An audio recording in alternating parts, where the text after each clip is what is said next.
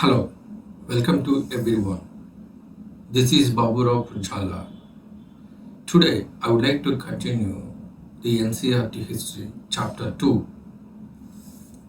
So, in this chapter, kings, farmers, and towns. This is what we are going to discuss now.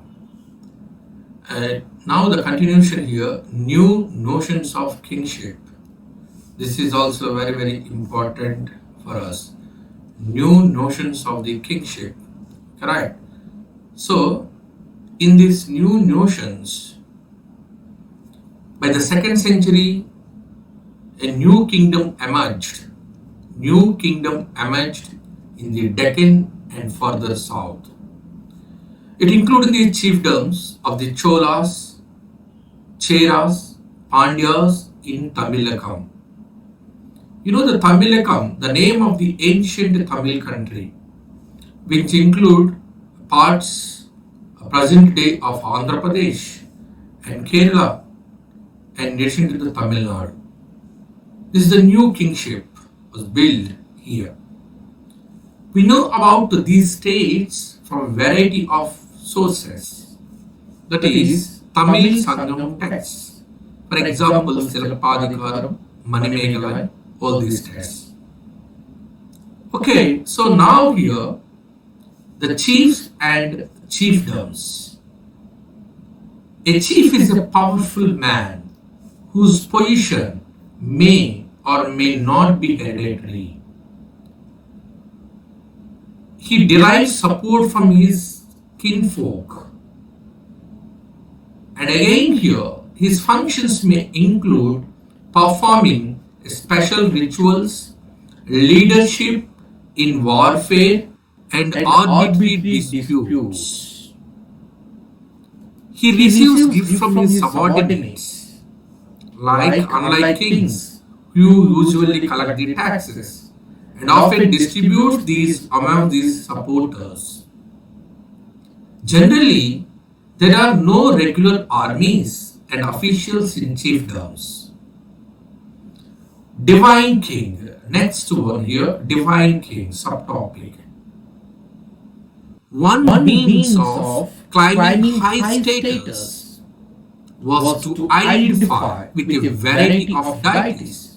This strategy is best exemplified by the Kushans in 1st century BC, 1st century, who ruled over a vast kingdom extending from Central Asia to Northwest India.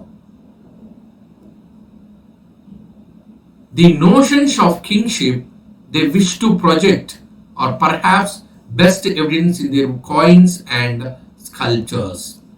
There are best evidence in the coins and sculptures. Colossal status of Kushan's rulers have been found installed in shrine at near Madura, that is Uttar Pradesh. Similar status have been found in shrine in Afghanistan as well. The Kushans consider themselves godlike. They consider themselves like a god. Many Kushan rulers were adopted the title Devaputra. Very, very important. Many Kushans rulers also adopted a title like Devaputra, that means son of God. Here you can see here Kushans and their coins. King Kanishka, and reverse here a deity you can see here, King Kanishka and his coins. He was issued some coins here, King Kanishka. So right, so one sandstone sculpture of Kushan king. Sandstone sculpture of Kushan king. If you observe here, the color or the stone in red color. So next one here, Gupta Empire. By the 4th century, there is evidence of larger states including Gupta Empire. Many of these depending on Samantas. Right? Men who maintain themselves to local resources including control over land. They offered homage and provided military support to rulers. A powerful Samantas could become kings sometimes. Then conversely, weak rulers might find themselves being reduced to positions of the subordination. Sources like your literary sources, coins, and inscriptions, including Prashastis, that composed in praise of kings in particular and patrons in generally by poets. The Prayaga Prashasti is also known as the Allahabad Pillar inscription. It was composed in Sanskrit by Harisena, the court poet of Samudragupta. He arguably the most powerful of the Gupta rulers in 4th century. A changing countryside. A source of information, particularly Jatakas, that was written in Pali around the middle of the first millennium and the Panchatantra. The relation between the king and his subjects, that means your villagers. What is the relation between the king and his subjects? First one, king frequently tried to fill their coffers by demanding high taxes. Second one, to escape from this situation, people abandoned their villages and went to live in the forest, as mentioned in Jataka's story. The strategies aimed at increasing production to meet growing demand for taxes adopted. Transplantation used for paddy cultivation in areas where water is plentiful. Uneven benefits increased production. This is the next strategy. Uneven benefits of increased production. There was a growing differentiation amongst the people engaged in agriculture. Stories, especially within the Buddhist tradition, they refer to landless agriculture, laborers, small peasants, as well as the large landholders. The term Gahapati was often used in Pali text. It designates the second and third categories. Right. So the large landholders as well as the village headman, whose position was often hereditary, is emerged as a powerful figures and often exercised control over the cultivators.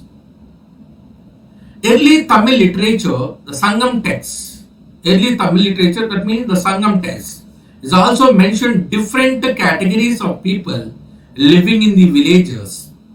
A large landowners are Vellalor. Landowners are what we call Vellalor. A plowman or Ujwar. And slaves are Adimai in Tamil language. Sudarshana Lake, which is one of the famous lake in Gujarat.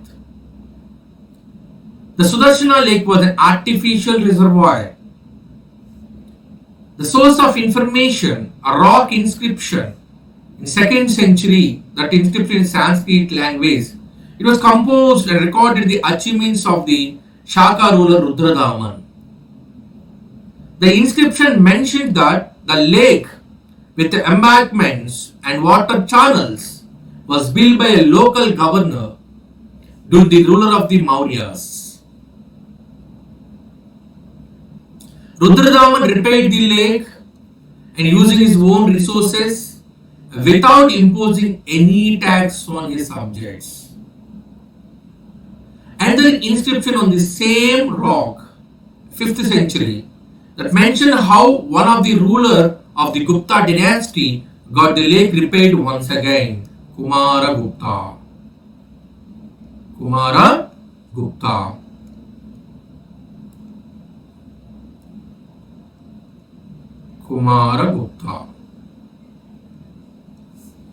Correct. So, what are the terminologies? In this chapter, we need to know the terminologies. So, first one, Gahapati. A Gahapati was the owner, a master or head of a household who exercised control over the women, children, slaves and workers who shared a common residence. He was also the owner of the resources, that is land, animals, and other things that belong to the household. Next one here, Manusmriti.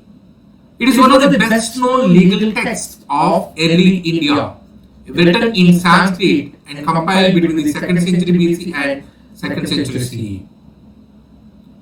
Agraharas, the terminology Agraharas, an Agrahara was a land granted to a Brahmana who was usually exempted from paying land revenue and other dues to the king, and was often given right to collect these dues from the local people. Land grants and new rural alliance. So grants of land being made, many of which were recorded in inscription, that is stone or copper plates. It given a record of the transaction to those who received the land. The record that have survived are generally about grants to religious institutions or to Brahmanas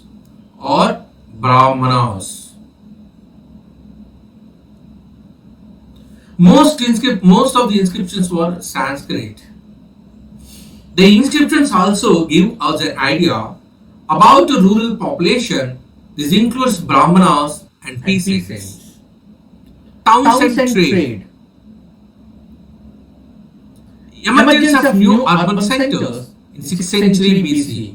All major towns were located along the routes and communication. One here, Pataliputra, the important town is Pataliputra. Its riverine routes, Ujjaini, land routes.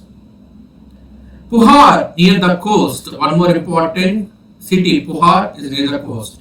Mathura were building a building center of commercial, cultural and political activity. Artifacts recovered. Fine pottery bowls and dishes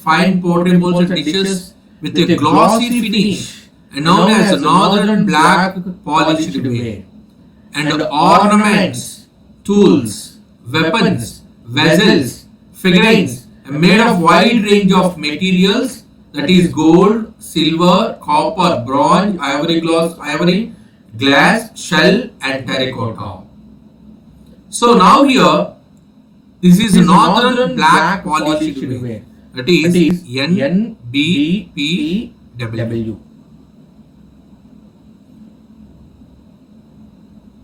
So now here, look here one image, one inscription, sculpture. The gift of an image. This is a part of an image from the Mathura.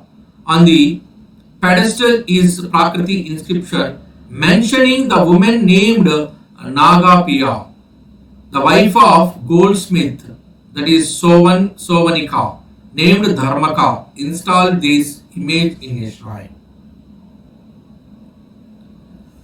So now here Pataliputra, the importance of the Pataliputra. It began as a village known as Patali Grama, first one. In 5th century BC, the Magadhan rulers decided to shift the capital from Rajgraha to the settlement and renamed it. By the 4th century, it was the capital of the Mauryan Empire and one of the largest cities in Asia. Subsequently, it is important apparently declined. When the Chinese pilgrim Xuan Zhang visited the city in the 7th century CE, he found it ruins and with a very small population. Trading subcontinent beyond. From the 6th century BC, land and river routes crisis crossed the subcontinent and extended in various directions. Rulers often attempted to control these routes, possibly by offering protection for a price. Those who traveled those routes, including peddlers who probably traveled on foot and merchants who traveled with caravans of bullock carts and pack animals. Also, there were seafarers whose ventures were risky but highly profitable. A successful merchant designed as a Masattuvan in Tamil, Sethis, and Satavahas in Prakriti could become enormously rich.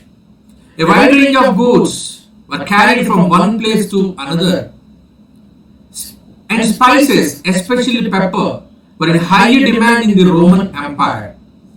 There were textile and medicinal plants, and these were all transported across the Arabian Sea to the Mediterranean. Coins and kings.